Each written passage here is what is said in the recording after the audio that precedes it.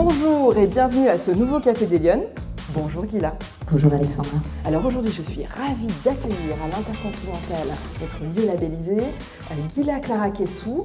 Vous êtes artiste de l'UNESCO pour la paix et ambassadrice pour la paix du Cercle universel des ambassadeurs de la paix de Genève. Vous êtes coach professionnel et enseignante-chercheur à Harvard aux États-Unis. Et puis, vous êtes un peu le nouveau visage de la diplomatie féministe. Et vous allez évoquer avec nous, on va en parler tout à l'heure, votre initiative d'entrepreneuriat diplomatique à travers les accords d'Abraham, mais version femme. Donc, vous allez nous expliquer ce que c'est. Donc, je suis ravie vraiment de vous accueillir. Merci beaucoup de prendre ce moment ce matin pour ce joli Café des Lyonnes. Mais Guilla, d'abord, première question de l'émission, vous la connaissez. Est-ce que vous êtes une femme engagée ? Et ça veut dire quoi pour vous l'engagement ? Merci encore de me permettre de pouvoir m'exprimer aujourd'hui. Pour moi, l'engagement, ça a à voir avec une volonté de pouvoir se mêler d'affaires, en particulier en tant que femme, mêler d'affaires publiques. Et quand on dit public, c'est avec une utilité publique, avec une volonté aussi de pouvoir s'impliquer et faire changer les choses pour un certain sens du bien collectif. C'est ce que j'essaye de faire à mon niveau. Même si, normalement, l'engagement, ça ne devrait pas être défini par la personne engagée, mais par la personne qui reçoit l'engagement. Donc ça devrait être plutôt d'autres personnes qui définissent le fait que je sois engagée ou non. Mais aujourd'hui, l'engagement, il suppose d'avoir du temps et il suppose d'avoir des moyens. C'est ça qui est incroyable. Et surtout, lorsqu'on touche à la question des droits des femmes, on se rend compte que les personnes qui font vraiment la différence avec un engagement, ce sont des personnes qui vont donner un temps absolument incroyable de leur temps personnel pour essayer de faire changer les choses. Mais cet engagement dans ta vie, concrètement, il se traduit comment ? Il se traduit dans ta vie professionnelle, dans tes engagements personnels, ou c'est un engagement de tous les instants qui nécessite une implication particulière ? Comment tu la vois cette traduction ? En fait, pour moi, la traduction d'engagement, c'est vraiment une sorte de curiosité intellectuelle avec une volonté d'action. C'est-à-dire qu'à chaque seconde, à chaque moment, il y a une volonté de ma part de connaître quelque chose de nouveau et se dire, est-ce qu'il peut y avoir une action de ma part qui puisse aider, simplement, lorsque je sens qu'il y a quelque chose à concrétiser au niveau de l'avancée des droits humains, ou au niveau de certaines possibilités d'action dans le sens de l'éthique. C'est là où on se dit, moi en tout cas je me dis, est-ce que je peux mettre ma pierre à l'édifice ? Donc c'est des engagements qui ne sont pas professionnels puisqu'ils ne sont pas rémunérés et c'est déjà quelque chose d'assez intéressant. Je suis engagée d'un point de vue professionnel parce que je vais essayer de faire du bon travail, je vais essayer au travers de mon travail de faire passer des valeurs, mais pour moi c'est pas assez en termes d'engagement. Pour moi, l'engagement pur, il se fait de façon désintéressée, voire quelquefois de façon philanthropique, c'est-à-dire qu'on doit donner de l'argent pour pouvoir permettre à ce que l'action puisse se faire. Et c'est comme ça que je le vis au jour le jour, en complément de quelque chose qui va être professionnalisant. Donc ça ne touche pas vraiment la sphère du personnel, parce que au niveau personnel, je reste dans un cercle familial, je suis maman, etc. Donc un engagement de maman, ça va être très important au niveau de l'éducation de mes enfants. Et pour moi, l'engagement véritable, c'est un engagement à faire en sorte que l'espace public puisse être un maillage beaucoup plus acceptant, beaucoup plus égalitaire, beaucoup plus tolérant. Donc il y a tout un travail en fait de conscience, de responsabilité collective pour moi que suppose l'engagement. Alors je le disais tout à l'heure, et on va parler de ton parcours, tu es artiste de l'UNESCO pour la paix, enfin, tu as été nommée et tu as aussi, je ne l'ai pas signalé, mais tu as été lauréate du prix de l'empowerment féminin au Festival de Cannes. C'est un peu la classe, il faut le dire quand même. Et simplement, moi, ce que je voulais savoir, c'est concrètement, quelle est ta vision de la place des femmes aujourd'hui dans le débat public ? Est-ce que tu penses que les femmes en France, parce que je sais que tu interviens beaucoup à l'étranger, à l'international, c'est encore différent. Mais est-ce que de ton point de vue, les femmes en France sont suffisamment présentes dans l'espace public, dans le débat public ? Est-ce qu'il faut qu'on progresse ? Est-ce qu'il faut qu'on prenne notre place ? Comment tu vois ça ? Alors je vais te répondre en te disant que j'ai eu la chance d'intervenir auprès de la première dame d'Islande. Et donc on nous pose des questions. Elle a eu la gentillesse de signer les accords internationaux de diplomatie féministe que j'ai créés. Et donc on lui pose un peu les mêmes questions, savoir la place de la femme dans le débat public. Et elle nous regarde avec un sourcil levé, avec un air, c'était même pas hautain, orgueilleux, mais c'était juste incompréhension. Et elle nous dit, mais on est tellement après ça. On n'est tellement pas dans cette question. Pour nous, l'égalité, c'est tout à fait normal dans l'espace public. Pour nous, on n'a pas besoin de quotas. Pour nous, ça y est, c'est engrangé, c'est quelque chose qui est normal, qui est naturel. Et c'est là où on s'est rendu compte que vraiment la France a encore énormément de travail à faire en termes d'égalité et surtout en termes de changement de mentalité vis-à-vis de ça. Je rappelle qu'en Islande, on a eu une manifestation terrible des femmes qui ont arrêté de travailler pendant toute une journée et qui ont paralysé le pays. Et c'est là où on s'est rendu compte qu'en fait, le travail de la femme, le travail invisibilisé de la femme, qu'elle soit mère au foyer, qu'elle soit infirmière, qu'elle soit caissière, tous ces métiers en fait du care, ces métiers que la femme fait, sont des piliers de la société. Et aujourd'hui, en fait, tant qu'on n'a pas une vraie conscience de ça, en tout cas en France, on a encore énormément de travail à faire, on ne peut pas imaginer l'égalité comme allant de soi. Alors toi, dans tes différentes fonctions et missions que tu exerces, tu essaies de réparer aussi les femmes avec le théâtre, avec l'art que tu as choisi. Donc je voudrais qu'on en parle dans ton parcours. Mais d'abord, première question, quand tu étais petite fille, tu rêvais de faire quoi plus grande? Tu voulais être artiste, tu voulais faire du théâtre ou tu avais d'autres rêves? Alors, c'est bien parce que j'avais beaucoup de rêves qu'aujourd'hui, j'ai beaucoup de missions. Et les missions, ce n'est pas celles qu'on me donne, c'est celles que je me donne. C'est-à-dire que je me dis, voilà aujourd'hui mon champ de travail, voilà ce que je pense être capable de faire en termes d'action, j'y vais. Quand j'étais plus petite, passionnée par le théâtre, passionnée par la scène, passionnée par le fait de ne pas être moi pendant quelques heures sur scène. On rêve toujours, quand on est ado, de pouvoir avoir des vies peut-être plus romanesques, peut-être plus passionnées. Et donc j'ai commencé le théâtre avec cette volonté d'incarner des personnages. Et puis très vite, en fait, et en tant que femme, je pense que déjà être femme, c'est compliqué, mais être femme comédienne, d'ailleurs, dans l'espace public, au niveau diplomatique, on me rappelle que je ne suis qu'une comédienne pour justement me remettre à ma place lorsque je fais certaines initiatives. Être femme comédienne, c'est-à-dire une femme qui s'exhibe, une femme qui accepte le regard de l'autre. On parlait de l'importance d'oser parler en public pour une femme. C'est quelque chose d'extrêmement honteux. C'est quelque chose qui n'a pas bonne presse, qui suppose une mauvaise réputation. Et donc en grandissant, mon amour du théâtre a fait que j'ai bien compris cette question. J'ai bien compris que si jamais je voulais être utile à la société, il fallait que je passe par autre chose que simplement l'envie de m'exhiber sous les traits d'Antigone ou de Phèdre. Et donc cette envie d'utilité publique, je l'ai eue grâce à l'art-thérapie.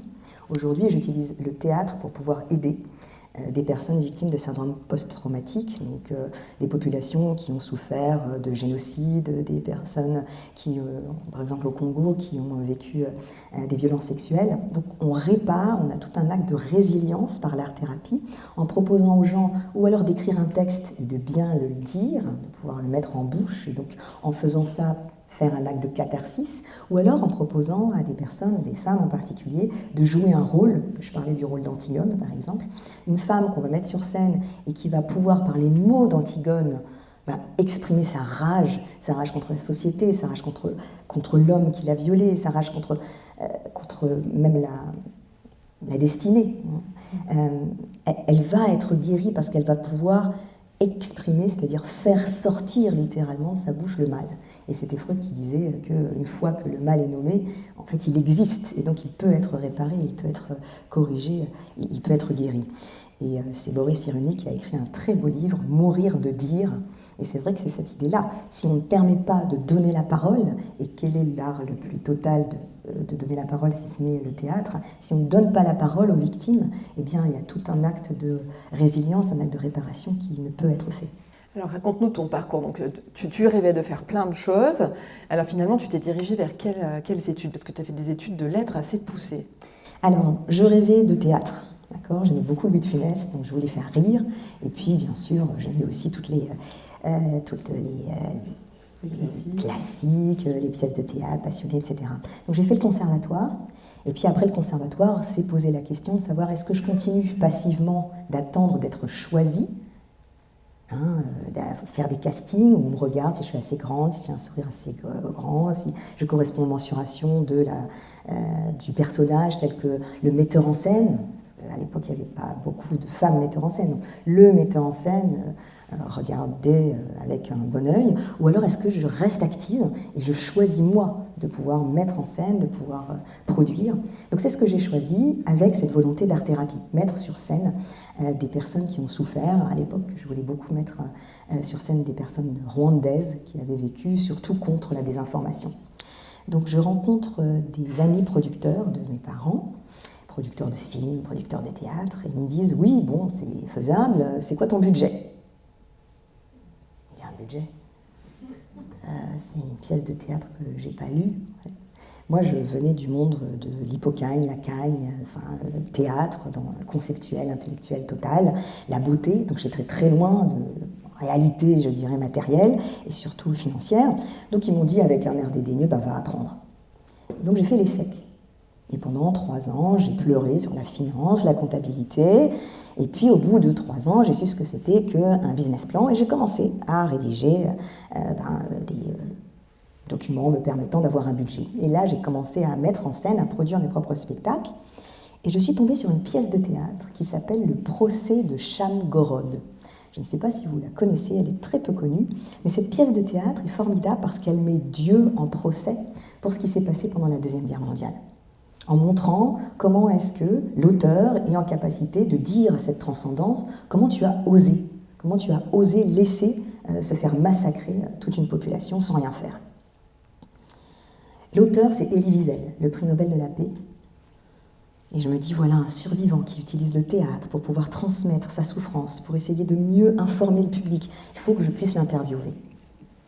Donc je lui écris une lettre, je lui envoie par email en me disant, je ne le connais pas, j'aurai sans doute pas de réponse. Mais il me répond, 1 mois plus tard. Il habite aux États-Unis à ce moment. Université de Boston. Il me répond, il me dit, mademoiselle, votre initiative est intéressante. C'est vrai que pour moi, le théâtre est encore un art de la décence par rapport au film qui rend les choses très spectaculaires. Oui, j'ai écrit plusieurs pièces de théâtre, elles sont dans les archives, personne ne les a publiées, je ne suis pas dramaturge. Mais je vous invite à venir faire un doctorat avec moi si vous êtes intéressé par le sujet. Je vous ouvre mes archives et on pourra travailler sur cette question. Alors je pars.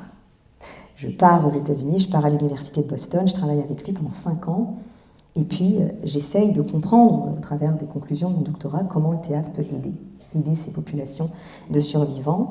Et après mon doctorat, je vais partir pour essayer de voir si ce que j'ai découvert au niveau des survivants de la Shoah peut s'appliquer à d'autres survivants. Et donc je vais partir à Sarajevo, je vais partir à Rwanda, je vais partir au Congo, je vais rencontrer le docteur Mukwege, le grand gynécologue, prix Nobel de la paix, qui répare les femmes à l'hôpital Panzi. Et je vais rencontrer aussi Eve Ensler, la grande auteure des monologues du vagin, qui elle a créé une ville qui s'appelle City of Joy, qui est une ville refuge pour les femmes violées, puisque vous savez que les femmes violées au Congo ne peuvent plus rentrer dans leur famille. Leur famille considère qu'elles sont maudites, puisqu'elles ont été violées, donc elles ont sali la réputation de leur famille. Et donc cette ville refuge qu'a créée Eve Ensler permet de donner tout ce qui va toucher à l'art pour réparer ces femmes, du chant, de la danse, du théâtre. Donc je découvre ça et je participe donc au niveau de l'art-thérapie. Et Harvard Université découvre mon travail et m'invite à créer un cours Théâtre et droits humains à la Kennedy School, équivalent de Sciences Po. Donc j'enseigne à Harvard Université et je me sens pas bien. C'est difficile pour moi à ce moment-là. J'ai reçu tellement de témoignages bouleversants et puis j'ai pas du tout de background de psychologie, donc je sais pas du tout me préserver. Moi, quand je suis avec des survivants, quand je suis sur scène pour prendre la parole, je suis dans mon élément, je vis. Mais quand je ferme la porte, le soir, je me sens vide, sans aucune utilité. Tous les petits problèmes que je peux avoir avec les boyfriends et tout, je me dis, mais enfin, ma pauvre fille, tu vas pas commencer à pleurer. T'as entendu des gens perdre leur famille, te dire ça avec une dignité, sans sourciller, sans pleurer. Toi, tu vas commencer à pleurer pour des petits bobos. Donc j'étais bloquée sur la pente du burn-out. Et quand vous êtes prof à Harvard, vous pouvez prendre n'importe quel cours. Alors à 100 000 $, vous faites un effort, vous choisissez un cours.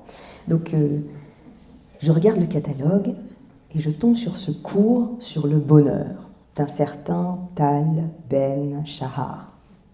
Je me dis, mais franchement, ces Américains, ils vont m'apprendre à moi à être heureuse, mais franchement, Ça va sûrement être très fake, avec des fausses dents blanches, on va nous dire que tout va bien alors qu'en fait on marche sur des braises.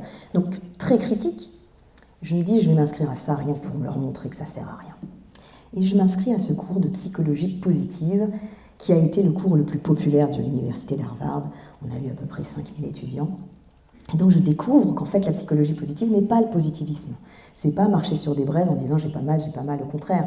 Un vrai travail sur l'efficacité personnelle.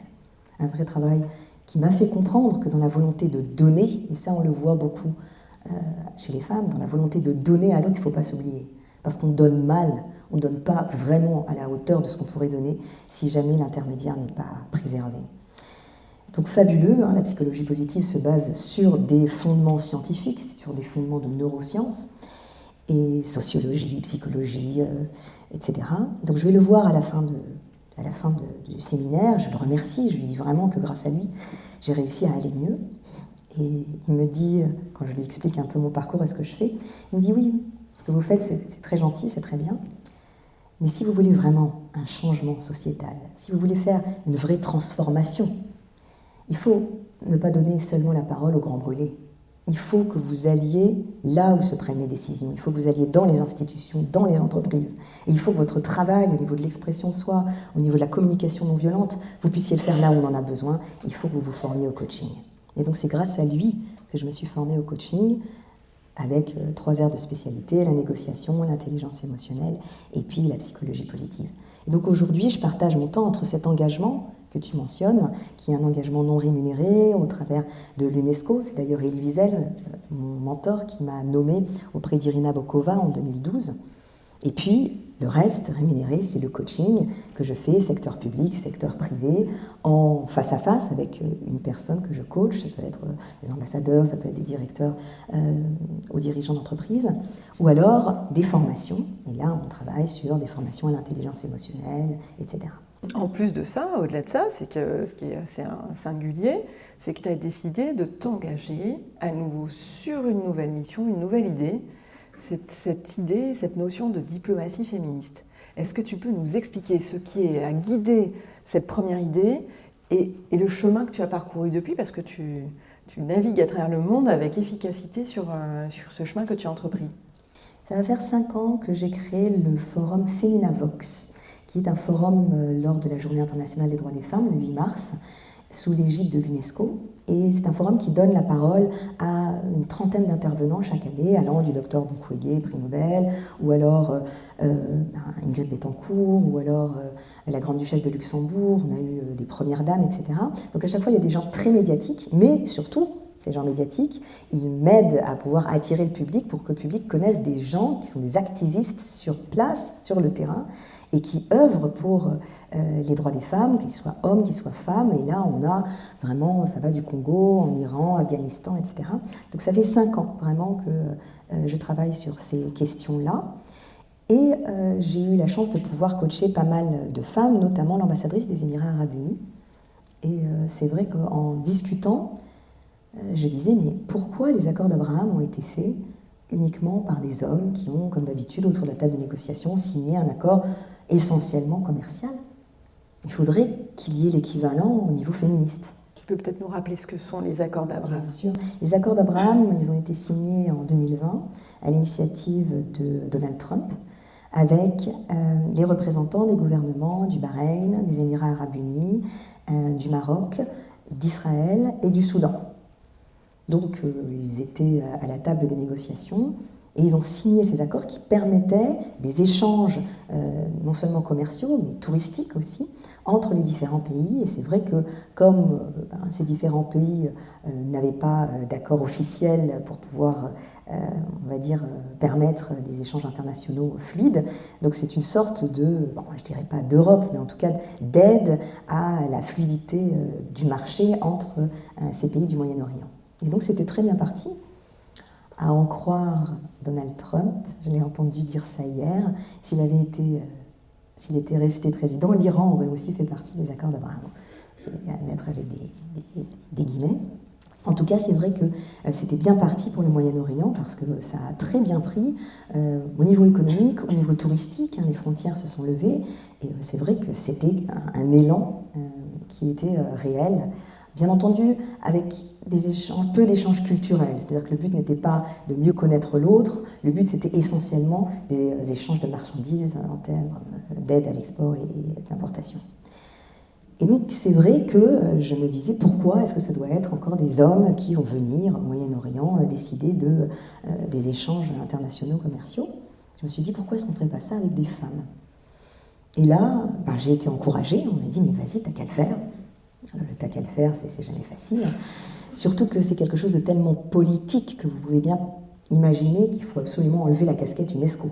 Parce qu'on va se dire mais l'UNESCO normalement ne se mêle pas de la politique en tant que telle. L'UNESCO, c'est avant tout un organe diplomatique. C'est la branche des Nations Unies qui s'occupe de la culture, de la science, de l'éducation. Donc, normalement, l'UNESCO n'a rien à faire là-dedans. Donc, j'ai enlevé ma casquette UNESCO et j'ai été toquée à la porte des gouvernements, Bahreïn, Émirats Arabes Unis, Israël, Maroc, et je leur ai demandé de pouvoir me proposer des femmes qui, dans les différents pays, étaient dans les gouvernements, pour pouvoir signer ce nouvel accord que j'ai intitulé les accords de Sarah et Hajar. Alors Hajar, c'est le nom de Agar, qui est aussi une femme d'Abraham. Vous savez qu'Abraham a eu 2 femmes, Sarah et Agar. Sarah qui va donner naissance à toute la civilisation judéo-chrétienne avec Isaac, et puis Agar qui va donner Ismaël, son fils Ismaël, qui va donner naissance à toute la nation de l'islam. Donc on a vraiment les 3 religions au travers de ces 2 femmes qui vont en fait bénéficier de matriarches, je dirais, importantes qu'on entend peu. On parle toujours des enfants d'Abraham, alors qu'en fait, c'est pas lui qui les a portés. Donc les accords de Sarah et Hajar ont été signés le 23 avril 2023 à Tel Aviv, en Israël, avec des représentants officiels, des représentantes officielles des différents gouvernements. Et c'était très touchant de voir comment est-ce que chacune s'est impliquée dans ce qu'on appelle la diplomatie féministe. La diplomatie féministe, je le rappelle, c'est pas uniquement promouvoir le fait que les femmes soient plus présentes dans les gouvernements. Ça touche 4 aires d'expertise, notamment l'éducation des femmes. Ça touche l'autonomie financière des femmes, donc tout ce qui va toucher à l'entrepreneuriat. Ça a à voir avec plus de femmes dans les gouvernements et plus de femmes aux tables de négociation. Donc c'est tout ça, si vous voulez, que les femmes se sont engagées à prendre comme responsabilité au niveau de leur pays, mais bien entendu au niveau international. Après, on sait ce qui s'est passé le 7 octobre. J'ai la chance que ces femmes se sont bien entendues et restent encore en contact, mais on ne peut absolument pas médiatiser la chose eu égard à ce qui se passe en termes de contexte politique et diplomatique aujourd'hui. Alors ça, c'est l'initiative que tu as prise. J'ai l'impression que tu fais une énorme initiative tous les ans. À chaque fois, tu as une idée, puis surtout tu la mets en musique, on va en parler tout à l'heure. Aujourd'hui, tu as du coup un autre projet qui est en train d'émerger sur cette question de la présence des femmes dans la gouvernance, c'est-à-dire comment on fait avancer la place des femmes en France dans la gouvernance. Et là, tu es en train de lancer un nouveau projet avec un podcast qu'on va soutenir et qui sera lancé à la rentrée. Est-ce qu'on peut dire qui va le produire? Bien sûr. Oui, c'est Harvard Business Review qui va le produire. Et ça va s'appeler Women on Board. Est-ce que tu peux nous en parler? C'est quoi cette aventure? Alors c'est vrai que j'ai fait le programme en novembre dernier, Women on Board, qui est un programme à l'université d'Harvard, il en existe plusieurs, sur 4 jours où on vous apprend qu'est-ce qu'on fait dans les boards. Vous savez qu'avec la loi RIC-1, on doit avoir 40% de femmes dans les boards, comités exécutifs, etc. Dans des grandes entreprises. Dans les grandes entreprises. Là, on est vraiment sur l'entreprise. C'est une loi qui n'est absolument pas appliquée. Et quand on demande aux personnes, aux hommes, pourquoi est-ce que c'est pas appliqué, la réponse c'est on ne sait pas où sont les femmes. Quand j'ai entendu ça, je me suis dit, mais il faut juste leur dire où sont les femmes, en fait. Donc, j'ai décidé de pouvoir monter un podcast. Ce podcast, ça sera Harvard Business Review France qui va le produire, dans lequel je vais inviter Muriel Pimico, Marie-Pierre Rixin, et également des femmes du CAC 40 et des femmes dans les boards. Et des lionnes aussi. Et des lionnes, beaucoup de lionnes, bien sûr. Et dans le but de pouvoir démystifier ce que c'est qu'être assise dans un board, comprendre quelles sont les responsabilités, comment est-ce qu'on y parvient, quelles sont les précautions à prendre, et faire en sorte d'enlever ce syndrome de l'imposteur que la femme peut avoir lorsqu'elle va se présenter au niveau des boards. Aujourd'hui, non seulement on est loin de 40%, mais les femmes qui sont au board, généralement, elles les collectionnent. Il y a des femmes qui sont des petites malines, elles ont compris, et donc du coup on les retrouve dans une dizaine de boards. Alors qu'en fait, les autres sont là à attendre, à ne pas savoir comment. Donc, il y a tout un travail à faire. Et là, aujourd'hui, on essaye de pouvoir créer une plateforme pour faire en sorte que les femmes boardables puissent y apparaître, peu importe le secteur en termes d'entreprise. Et puis, ce podcast pour que les femmes sachent exactement ce qui les attend dans le cadre de board. Oui, ça c'est très important parce qu'effectivement, tu parlais de démystifier. C'est vrai qu'on ne sait pas en fait, on ne sait pas comment ça fonctionne, on ne sait pas qu'on a la possibilité d'y aller quand on a de l'expertise, etc. Donc c'est important ce travail que tu vas faire parce que tu vas donner de la visibilité aux femmes et l'idée encore une fois de monter des catalogues, d'ouvrir les réseaux et de porter à connaissance l'existence des talents féminins. C'est exactement ce que tu disais avec cette notion de beau lieu. Ici, on est dans un lieu absolument fabuleux, à l'Hôtel Dieu, et c'est vrai que dire aux femmes, vous avez la possibilité. C'est vous, aujourd'hui, qui devez être en visibilité. Moi, j'ai une citation que j'aime beaucoup, c'est « You are the one you have been waiting for ». Vous êtes la personne que vous avez toujours attendue pour vous mettre en visibilité, pour pouvoir vous sauver. Vous savez, le prince charmant qui vient et qui la délivre. Non, on n'a pas besoin de la délivrer. Vous avez les clés de votre propre délivrance. Et ça, je pense que c'est très important que les femmes l'entendent au niveau des boards, au niveau de la diplomatie, au niveau de... Et bon, si vous ne le faites pas pour vous, faites-le pour les hommes. Faites-le pour eux. Ils en ont besoin autant que nous en avons besoin. C'est ça qu'il faut vraiment comprendre. Les droits des femmes, c'est des droits humains. Tant qu'on n'aura pas compris ça, je pense que ce sera compliqué. Et alors, quel conseil tu pourrais donner justement aux lionnes qui nous regardent? Parce qu'effectivement, quand on t'écoute, on boit un peu tes paroles et puis on se dit mais ça a l'air tellement facile. Elle va partout, elle va aux États-Unis, on fait un doctorat, on revient, on fait le tour du monde, on se retrouve au Congo, on aide les femmes. Enfin, je veux dire, c'est un peu un ovni, j'ai l'impression, moi, dans tous les cas. Quel conseil tu donnes? On en discutait hier en préparant et tu m'as dit fake it until you make it. En fait, on y va. Oui, bien sûr, tout le monde pense, tout le monde manque de confiance en soi. On est tous pareils. Tu crois ça? Moi, j'en suis même persuadée. Vous savez, lorsque je coach des femmes à n'importe quel niveau de l'entreprise, il y a ce syndrome de l'imposteur, le perroquet négatif, vous savez, qui est sur l'épaule, qui nous rappelle « t'es pas à la hauteur, ils vont voir que t'es une fraude. » Vous savez, du matin au soir, il crie, il nous rappelle qu'on est nul, que tout le monde va voir, qu'on sait rien. Juste le faire taire. Et puis surtout, ça je pense que c'est aussi très féminin, c'est cette maladie du perfectionnisme. Ah non, j'y vais pas, j'ai pas fait le tour. Généralement, le temps qu'on fasse le tour, il y a des années qui passent, il y a des enfants qui arrivent. Et donc bon, quand vous avez l'âge de faire le tour, c'est la retraite et puis quelqu'un d'autre a fait le tour avant vous. Et rappelez-vous que les hommes qui postulent, eux, ils voient 5 critères qu'il ne remplit pas, un critère qu'il remplit, il dit bon, je vais tenter. Alors qu'une femme, elle va faire alors ils veulent ça. Ah, ça je l'ai pas. Ils veulent ça. Oh, ça je l'ai pas. Ils veulent ça. Oh, mais je crois pas que je vais y aller parce que allez-y. D'accord, allez-y. En fait, c'est vraiment apprendre en marchant. Moi, en termes de diplomatie féministe, mais encore une fois, le fait que ça devienne de la société civile, c'est quelque chose de très intéressant aujourd'hui. C'est pour ça que tu parlais en introduction de l'entrepreneuriat diplomatique. J'y crois beaucoup. C'est-à-dire que c'est pas parce que vous n'avez pas une formation de diplomate que vous pouvez pas suggérer. Et quand je dis suggérer, c'est juste en parler. Moi, le podcast, j'en ai parlé, et tout d'un coup, ça a fait boule de neige. On m'a dit ah oui, ce serait intéressant. Et juste d'avoir quelqu'un qui vous dit mais ton idée n'est pas idiote, vas-y, avance. Ça, je pense qu'il faut avoir la possibilité d'avoir des personnes qui sont des personnes moteurs, qui vous disent « Allez, ce que tu fais est bien, je te soutiendrai ». Même si ce n'est pas financièrement, c'est juste psychologiquement. C'est sûr que moi, c'est terrible de se dire ça quand tu dis « Je suis un ovni », j'ai eu la chance d'avoir des personnes qui ne m'ont pas empêché. J'ai eu la chance d'avoir des parents qui ne m'ont pas empêché. Et je vous assure que lorsque j'ai pris l'avion, j'étais jusqu'au dernier moment, je viens d'une famille assez traditionnaliste, jusqu'au dernier moment, j'étais là, ils vont quand même m'empêcher, ils ne vont pas me laisser y aller, mais Et là, je regardais mon père parce que ma maman, elle était tellement triste que j'y aille, de ne pas m'accompagner. Elle avait fait un voyage avec le reste de mes sœurs pour me montrer que ça ne lui faisait rien. Donc je regardais mon papa en train de me demander, il va quand même m'arrêter, il ne va pas me laisser partir aux États-Unis, tout ça. Et ils ont respecté ma décision. Et en faisant ça, ils m'ont obligée, en fait, à devenir moi-même, à être responsable. Et je ne pourrais pas les remercier assez. Donc c'est vraiment avoir la possibilité d'exprimer ce que vous aimeriez, avoir quelqu'un bienveillant qui vous dit moi je crois aussi dans ce que tu fais. Et c'est parti. Et je pense vous donner le droit de pouvoir vous délivrer, de pouvoir aller jusqu'au bout de cette idée. Et peut-être aussi la puissance d'agir, on en parlait ensemble, c'est cette notion aussi que finalement, quel que soit son niveau de responsabilité, ses fonctions, parce qu'on sait qu'il y a aussi des femmes qui n'exercent pas forcément des postes à haute responsabilité, etc.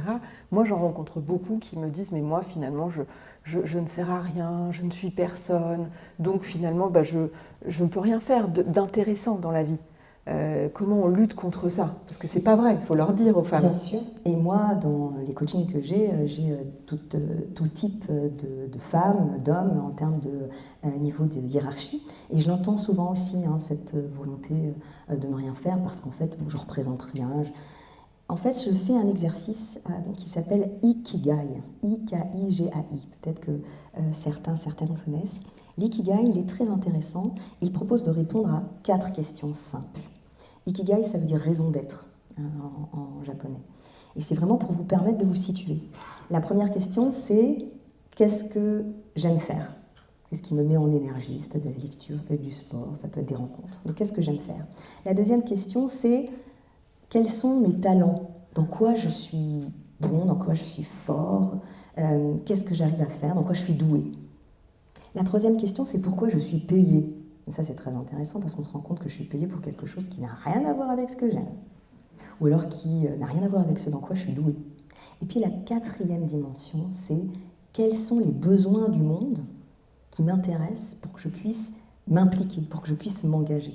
Et généralement, cette quatrième sphère, on s'en occupe quand on est plutôt en fin de carrière. C'est-à-dire, qu'est-ce que je vais laisser derrière moi? Quelle est l'image que les gens vont avoir de moi? Donc, c'est très drôle de voir qu'il faut attendre presque 70 ans pour qu'on se dise, mais c'est vrai, en quoi est-ce que j'ai laissé quelque chose? Quel est mon legs à la société? Moi, je conseille vivement qu'on puisse y répondre, et il n'y a pas de petit engagement. C'est-à-dire participer à une association en donnant un peu de son temps, en donnant un peu de son argent, essayer de se dire, moi au niveau de la transmission, de l'éducation, j'aime bien pouvoir essayer de transmettre certaines valeurs, ou aider même à apprendre le français à certaines personnes qui ont du mal. Moi, encore une fois, c'est quelque chose qui nous constitue, ce besoin d'aide à l'autre. Et je pense que si on ne le remplit pas, on ne se sentira pas rempli. Et Ghila, alors, dernière question de l'émission, tu le sais, la plus importante.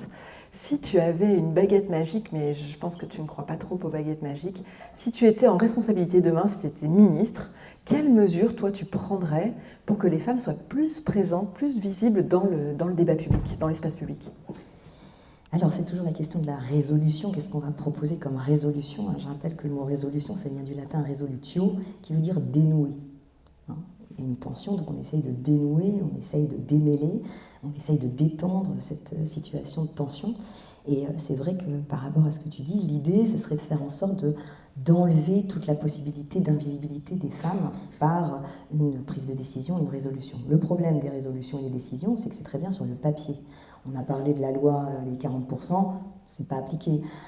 Résolution au niveau Conseil de sécurité 2023 au niveau de l'Afghanistan, ça n'a pas été du tout suivi. Donc le problème, c'est que je crois aux baguettes magiques, au contraire, mais je crois aux baguettes magiques civiles. Je crois aux baguettes magiques des personnes qui font, et pas des personnes qui sont engluées dans des questions diplomatiques et politiques. Ils font leur travail, honnêtement, je ne sais pas vous, mais j'aimerais pas être à leur place. Manifestement, il y a quand même certains privilèges, sinon ils ne le feraient pas. Mais pour des personnes de bonne foi et qui veulent vraiment changer les choses, c'est extrêmement compliqué par rapport à la longueur des circuits de décision. Donc, si j'étais quand même ministre, j'aimerais pouvoir travailler à 2 choses. Une première chose qui touche à la question des femmes et notamment des boards, je pense qu'une idée de labellisation des entreprises au niveau de la mixité, de la parité, ça commence à se faire. Ça pourrait être intéressant avec des audits au niveau de la mixité, avec des labels, des certificats qui seraient donnés automatiquement aux entreprises en fonction de l'égalité salariale et de la parité. Ça peut être intéressant. Mais je prendrai aussi une décision sur la question des hommes et en particulier des lois très strictes vis-à-vis de la reconnaissance de la paternité pour que les hommes puissent comprendre que, j'allais dire, le rapport à la contraception est important parce qu'ils ne peuvent pas avoir d'enfants sans reconnaissance, prise en charge et responsabilité quasi pénale vis-à-vis de la façon dont ils se positionnent avec l'enfant. Aujourd'hui, même en France, il n'y a pas cette obligation. On a le congé paternité, donc c'est très bien, mais le congé paternité, ça devrait aussi être en lien avec des obligations que le père doit avoir vis-à-vis de la reconnaissance d'un enfant, des obligations légales, des obligations d'éducation, des obligations financières. Et je pense que si jamais on a ça, eh bien la femme pourra être plus en visibilité. D'un côté, je dirais plus de dignité humaine avec cet arrêt de se sentir coupable d'être fille-mère, par exemple. Très bien, écoute Ghila, merci beaucoup d'être venue prendre ce café des Lyonnes ce matin avec nous. C'était un plaisir de t'accueillir et je vous donne rendez-vous pour un prochain Café des Lyonnes. Merci.